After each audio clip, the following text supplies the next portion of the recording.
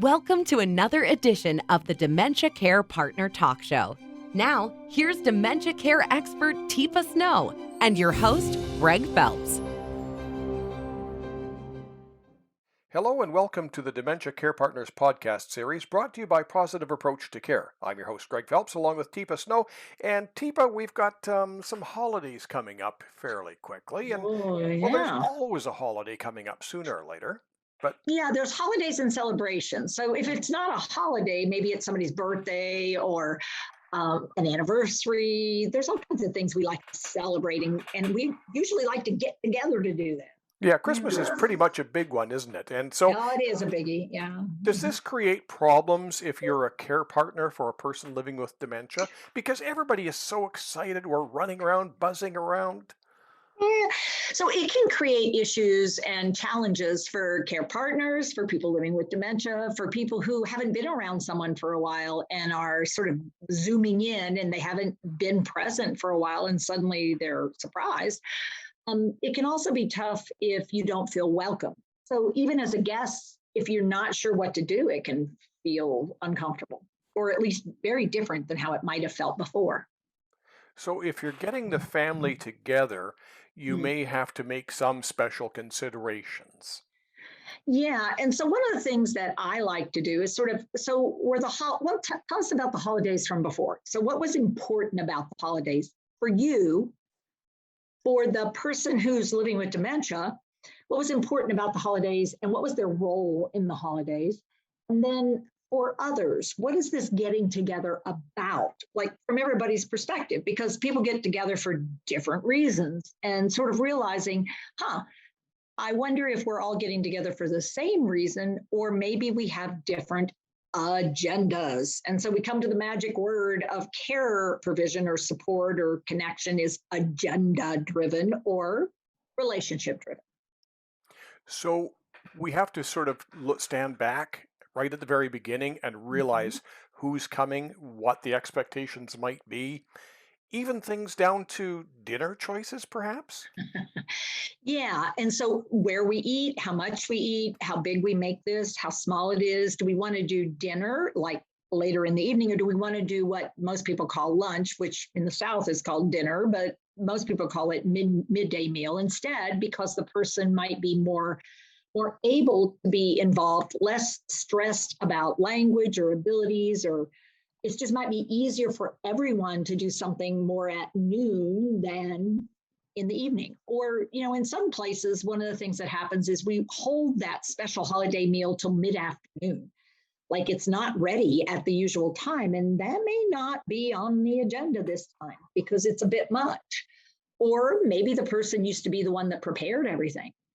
Like, that was the role. They brought everybody together. They did all the food preparation. People might have brought one or two things, but really everybody got served. It was really, and so really rethinking, would it help if the celebration was somewhere else so that the person doesn't feel that sense of responsibility?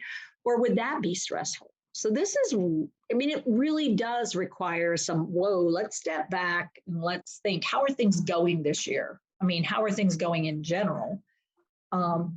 Who's been involved and who has not maybe been around so much. So they may not know how things have changed. And so they may really have a sense of being cheated out of their holiday by us being the one, like as a care partner, being the one to say, I think we need to do things differently. And instead, I'm not sure whether we want to keep trying to do what we've always done or whether it's time to start looking at some shifting as a transition. Maybe not for right now, but as we're moving forward, probably well before the holiday.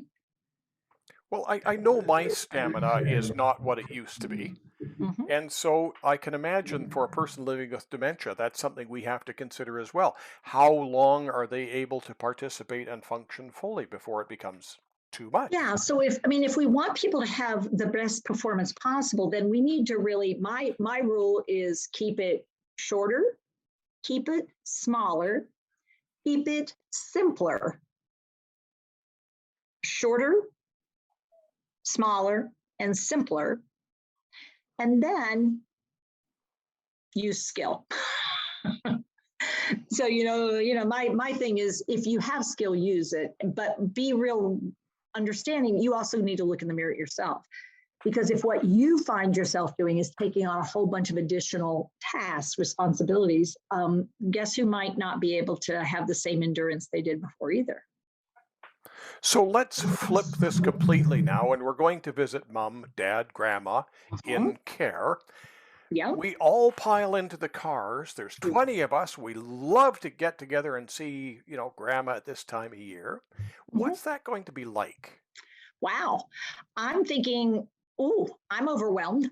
And so my sense is maybe what you want to think about doing is having a get together elsewhere, and then picking like a couple, maybe 2, 3 people, one little family unit, coming at a time, spending a little bit of time, going away, giving her some recovery time, repeating.